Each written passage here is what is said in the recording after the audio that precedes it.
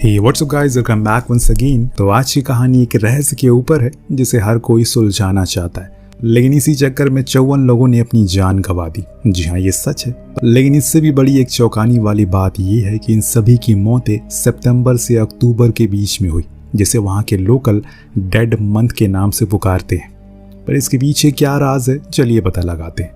Everest और Mary नाम के एक कपल अपनी एनिवर्सरी को सेलिब्रेट करने के लिए इस जंगल में आए, क्योंकि मैरी को कैंपिंग करने का बेहद शौक है। इसीलिए एवरेस्ट उसे इस जगह पर लेकर आया। और मैं आपको बता दूं कि आज तारीख है 7 सितंबर। खैर, यहाँ मैरी को जंगल के बीच में ग्रीन लॉकेट मिलता है, जो उसे इतना पसंद आया कि उसने उसे अपने गले में पहन लिया, बिना ये सोचे कि अंजाम इसका क्या होगा। वो बहुत खुश थी। अब डिनर के बाद एवरेस्ट स्मोक करने के लिए बाहर जाता है। इस दौरान उसे थोड़ी दूरी पर एक चमक सी दिखाई देती है, जिसे पता लगाने के लिए वो उसके करीब गया तो देखा कि वहाँ कुछ अजीब सी चीज़ें आपस में बातें कर रही हैं, जो देख एवरेस्ट की तो पैंट गीली हो गई और इसी चक्कर में उसे हल्की सी आवाज़ भी निकल गई। इसीलिए वो फौरन भागकर अपने कॉटेज के पास गया कि तभी उसे वहाँ मैरी दिखी, जो कि बड़े ही अजीब तरीके से रो रही थी। पर इससे भी अजीब ये था कि वो बार बार ये कह रही है कि वो मेरे अंदर है, वो मेरे अंदर है। जो सुन एवरेस्ट को समझ नहीं पाता कि इतने में कोई बड़ी सी चीज़ जंगल के अंदर से आती है और मैरी को खींच कर ले जाती है। अब इतने में वो कुछ कर पाता कि किसी अनजान चीज ने उस पर हमला कर दिया और खेल खत्म कर दिया। तो कुछ इस तरह से इस कहानी का इंट्रो था। देखते हैं आगे अब क्या होता है। कहानी हमें 10 साल बाद आगे के सीन को दिखाती है, जहां हम डॉक्टर डेनिस को देखते हैं, जो कि एक माइथोलॉजी प्रोफेसर है। यानी कि वो उन चीजों की खोज करते हैं जो अज्ञात है, या फिर उसके होने का दावा तो सभी करते हैं पर देखा किसी ने नहीं है। यहाँ वो अपने कुछ स्टूडेंट के साथ आए हैं, जिसमें से लिली भी है, जो कि एक फोटोग्राफर है, जिसे अपना एक प्रोजेक्ट पूरा करना है, इसीलिए वो उनके साथ आई है। सभी कार से फॉरेस्ट के बीच में जाते हैं। इस दौरान लिली क्रिस से कहती है कि तुम्हें इजाबेल को छोड़ देना चाहिए, क्योंकि वो तुम्हारे टाइप की नहीं है। दरअसल दोस्तों, क्रिस काफ़ी सॉफ्ट किस्म का लड़का है, उसकी कोई बुरी आदतें नहीं है उसके अंदर। लेकिन वहीं दूसरी ओर इजाबेल, उसकी बहुत ही लॉन्ग हिस्ट्री है, जो शायद लिली को पता है, इसीलिए वो उसे वार्न कर रही है। पर क्रिस उसकी बातों पर ध्यान नहीं देता और अपना काम से काम रखता है।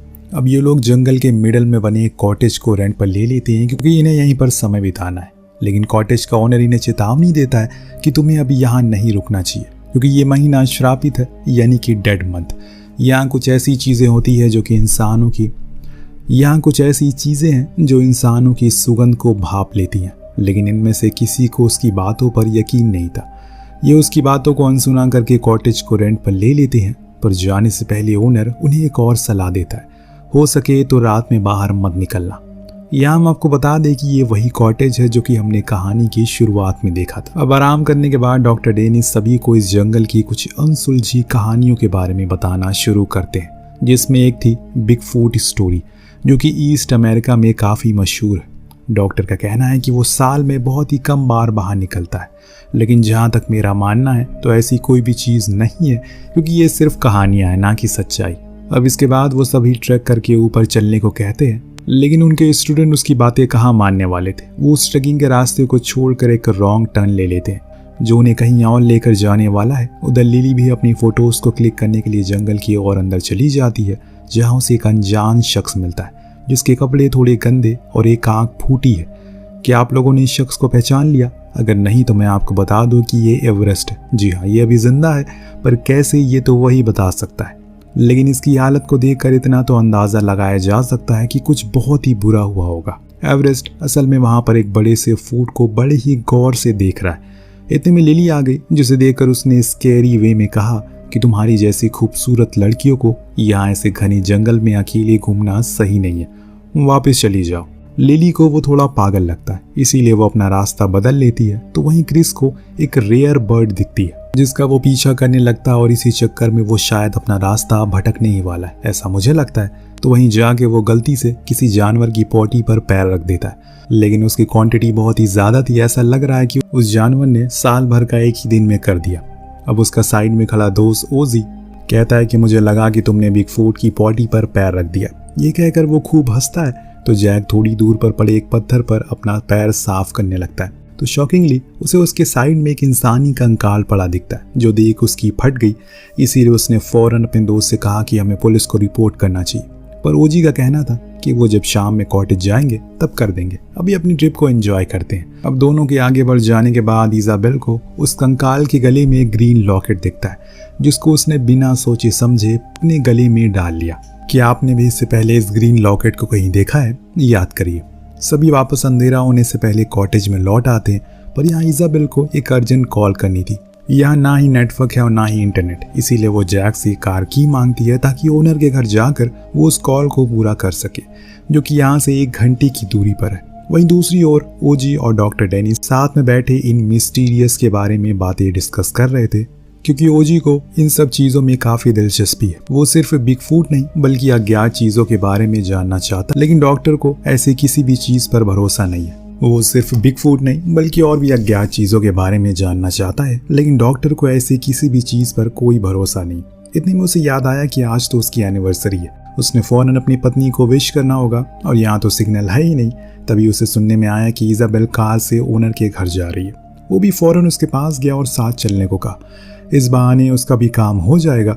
इधर क्रिस उस कॉटेज को एक्सप्लोर कर रहा है कि तभी उसके हाथ एक किताब लगती है, जिसे खोलने पर अंदर कुछ अजीब से क्रिएचर के स्केचेस और स्टोरियां लिखी हुई है, जिसमें यह साफ साफ दिख रहा है कि एक वेंडिगो नाम का कोई चीज किसी लेडी को एक ग्रीन लॉकेट दे रही है, और ये सब अंधेरी रात में हो रहा है। वहीं दूसरे पन्ने पर भी कुछ बना है जो कि था बिगफूट, जो दिन के उजाले में कुछ रिचुअल को परफॉर्म कर रहा है। इसी ये साफ पता चल रहा है कि इस फॉरेस्ट में ना तो दिन में आप सुरक्षित हैं ना ही रात में। खैर, वहाँ इजाबेल मजे से कार ड्राइव कर रही है, तभी उसके सामने कुछ आ जाता है, जिसे घबराकर उसने कार को मोड़ दिया और इसी चक्कर में वो जा टकराई एक पेड़ से। और इतने में ही वहां पर एक शैडो आई जो डॉक्टर डेनिस को अपने साथ घसीट कर ले गई। ये सब इजाबेल ने बहुत ही करीब से देखा, वो भी खुद की आंखों से, जिसे वो इतनी ज्यादा डर गई कि कार छोड़कर पैदल ही जंगल में भागने लगी, जो कि सबसे बड़ी भूल होने वाली है। लेकिन क्यों, ये आपको कुछ ही देर में पता लगेगा। इधर दूसरी ओर लिली, जो कि शावर लेने के लिए जाती है, लेकिन उसे एक शैडो बार बार परेशान कर रही है, जिसे तंग आकर उसने गेट को लॉक कर दिया। पर तभी न जाने कहां से लेकिन एवरेस्ट वॉशरूम में आ जाता है और उसे बेहोश करके अपने साथ ले जाता है। लेकिन ये सिलसिला यहाँ रुकने वाला नहीं है। इजाबेल, जो अपनी जान बचाने के लिए भाग रही थी, अचानक से वो हवा में उड़ना शुरू हो गई। शायद वो किसी के वश में है। ये भी हो सकता है कि वो सेम वही बात कह रही है जो मैरी ने कहा था कि वो मेरे अंदर है, वो मेरे अंदर है, जिसका ये साफ मतलब है कि दोनों को ही एक चीज ने अपने वश में किया था। लेकिन अब क्या, क्योंकि कॉटेज में बचे लोगों को तो अभी तक इस बारे में कुछ पता ही नहीं है। देर रात क्रिस बाहर सूसू करने के लिए जाता है, लेकिन लिली ने तो वॉशरूम को लॉक किया हुआ है और इस बारे में अभी तक किसी को पता नहीं कि वो वहां से गायब हो चुकी है। खैर, हम आते हैं क्रिस पर, जो बड़े ही आराम से टॉयलेट कर रहा है कि तभी उस पर बिगफूट ने हमला कर दिया। फिर क्या हुआ किसी को पता नहीं। उजाला होने पर हम लिली को देखते हैं, जिसे एवरेस्ट ने बंदी बनाया हुआ है। यहाँ वो उसे सॉरी कहता है क्योंकि उसका मोटिव उसे चोट पहुंचाने का नहीं है। वो तो बस यहाँ पर बिगफूट से बदला लेने के लिए आया है, क्योंकि उसे ऐसा लगता है कि मैरी को उसी ने मारा है। इसीलिए वो अब लिली को एक चारे की तरह इस्तेमाल करेगा, जिसके लिए वो पूरी तरह से तैयार भी है। उधर कॉटेज के बाहर हम इजाबेल को देखते हैं, जो अभी भी खुद के काबू में नहीं है। जैक और ओजी बाहर आकर फौरन उसे डॉक्टर के बारे में पूछते हैं, पर वो कोई जवाब नहीं देती। इतने में क्रिस की चीखने की आवाज़ आती है, जिसको बिगफूट ने झाड़ियों में छुपा दिया। शायद वो बाद में खाने का सोच रहा होगा, लेकिन इससे पहले उसके दोस्तों ने उसे बचा लिया। लेकिन वापस आते समय इजाबेल ऊपर की ओर इशारा करती है, जहां डॉक्टर डेरिस की लाश थी, जिन्हें बड़ी ही बुरी तरह से मार कर लटका दिया गया। अब इतना सब कुछ होने के बाद सभी बेहद डर जाते हैं, पर इजाबेल कुछ बोल ही नहीं रही थी। तब क्रिस उसे बुक का जिक्र करता है, जिसमें उसे वेंडिगो के बारे में पढ़ा, जो सुन ओजी कहता है कि हाँ ये सच है, यहाँ पर वेंडिगो नाम की भी एक सोल है, जो कि उन लोगों को अपना निशाना बनाती है जिन्होंने अपनी जिंदगी में खुद के मतलब के लिए किसी को नुकसान पहुंचाया होगा, और सिर्फ रात में ही वो निकलती है। मैंने तुम लोगों से मना किया कि ये महीना सही नहीं है यहाँ पर आने के लिए, लेकिन किसी ने मेरी बात पर यकीन नहीं किया। इस बारे में मैंने डॉक्टर डेरिस से भी बात की, पर उन्होंने मेरी सारी बातों को नकार दिया, ये कहकर ये सब फिजूल है, पर ये सच है। अब ओजी बोल ही रहा होता है कि तभी इजाबेल कुछ अजीब तरीके से रिएक्ट करने लगती है और कहती है कि वो आ रहे हैं, वो आ रहे हैं। किसी को कुछ नहीं पता कि वो करे तो करे क्या, क्योंकि इनके पास किसी भी तरह का कोई हथियार नहीं है, ना ही कोई फोन है जिसे ये मदद मांग सके। इस बीच हम लिली को देखते हैं, जिसको एवरेस्ट ने अभी भी पेड़ से बांधा हुआ है और खुद एक कोने में बैठ गया है, क्योंकि अब समय आ गया उसके बदले का। यहाँ लिली ने उस जगह पर उसी तरह की एक और लड़की को देखा जो मरी हुई है। कुछ ही देर में अंधेरा होने को आ गया, हलचल अब बढ़ गई। लेकिन दोस्तों, यहाँ शिकार उल्टा पड़ गया, क्योंकि एवरेस्ट के ऊपर ही उन सभी ने हमला कर दिया और उसे जान से मार डाला। इसी का फायदा उठाकर लिली ने खुद को आज़ाद कर लिया और वहाँ से भाग निकली। तो यहाँ कॉटेज में धीरे धीरे करके अब इजाबेल खुद के ऊपर काबू खो रही है। उसे वहाँ पर वेंडिगो की परछाई दिखती है जो किसी हिरन जैसी थी, जिसने उसे पूरी तरह से खुद के काबू में कर लिया। ओजी जो कि इजाबेल को चेक करने जाता है तो वो उस पर ही हमला कर देती है और उसे जिंदा ही खाना शुरू कर देती है। यानी कि एक और आदमी लिस्ट से गायब हो चुका है। अब बची है लिली जो कि भागते हुए कॉटेज तक पहुंच गई, लेकिन अपने पीछे वो उन सारी एंटिटीज को भी साथ लेकर आई है। अंदर आते हुए उसने क्रिस से चलने को कहा, लेकिन क्रिस ऐसा कैसे जा सकता है अपने दोस्तों को छोड़कर। लेकिन लिली वो किसी के लिए नहीं रुकने वाली, लेकिन क्रिस ऐसा नहीं है। वो अंदर जाता है और जब उसने इजाबेल को ओजी की लाश को खाते हुए देखा तो वहां से भागना ही बेहतर समझा। लेकिन तब तक उस पूरे घर में चारों ओर सारी आत्माएं आ गई, लेकिन ये दोनों ही उसे बचकर जाने कैसे भाग निकलने में कामयाब हो जाते हैं और फौरन जाकर एवरेस्ट की जेब से उसकी कार की चाबियां को निकालने लगते हैं। लेकिन तब तक वहां पर वेंडिगो आ गया, जिसकी सिर्फ परछाई को ही देखकर इन दोनों की फट के फ्लावर हो जाती है। ये कुछ सोच पाती कि तभी वेंडिगो के सारे चेले आकर इन पर हमला कर देते। उन्होंने लिली को बीच से ही फाड़ कर अलग कर दिया, जो देख क्रिस भी अब जोश में आ गया कि सालो अगर मैं मरूंगा तो लड़कर मरूंगा, मैं कोई फट्टू नहीं हूँ। इतना कहकर वो सभी को चैलेंज देता है, लेकिन तभी वो सारे चेले उसे दूर होने लगते हैं क्योंकि उसके पीछे खड़ा था द बिग फूट। जी हाँ, उसकी और वेंडिगो की खानदानी दुश्मनी है, इसीलिए दोनों में अब भयंकर लड़ाई होती है, जिसका फायदा उठाकर क्रिस वहां से भाग कर निकल कर आ जाता है और पहुंचता है अपनी कार के पास। लेकिन स्टार्ट करने से पहले ही वहां पर इजाबेल उस पर हमला कर देती है, जो कि पूरी तरह से अब शैतान बन चुकी है। उसे कुछ नहीं पता कि वो क्या कर रही है, उसे तो बस क्रिस को मार कर खाना है। तो क्रिस भी अब कोई सॉफ्ट बॉय नहीं रहा, वो उस पर डीजल डालकर जिंदा ही जला देता और वहां से पैदल ही आगे बढ़ना शुरू करता है। लेकिन तभी उस कार में एक और तेज धमाका होता है और यहाँ आता है इस कहानी का असली ट्विस्ट। उसी ज्वाला से निकलता है एवरेस्ट, पर अब उसके अंदर वेंडिगो है, जो क्रिस से बोलता है कि मैं हर साल यहाँ आता हूँ और न जाने कितने लोगों को मारता हूँ। सभी को लगता है कि ये बिग फूट कर रहा है, पर असल में इसके पीछे मैं हूँ, इसीलिए अब तुम भी बचकर कहीं नहीं जा पाओगे, इधर आओ। इतना सुनने के बाद ही क्रिस उसकी गर्दन उड़ा देता है, जिससे कि उसका खेल वहीं खत्म हो गया। लेकिन आत्मा तो अभी भी जिंदा है। उसने मरते हुए कहा कि मैं फिर दोबारा आऊँगा। लेकिन अभी फिलहाल क्रिस वहाँ से रोड पर आ गया, जहाँ उसे कॉटेज ओनर की कार दिखती है, जो उसे देखकर स्माइल करते हुए कहता है, हो कहा था ना मैंने कि डेड मंथ।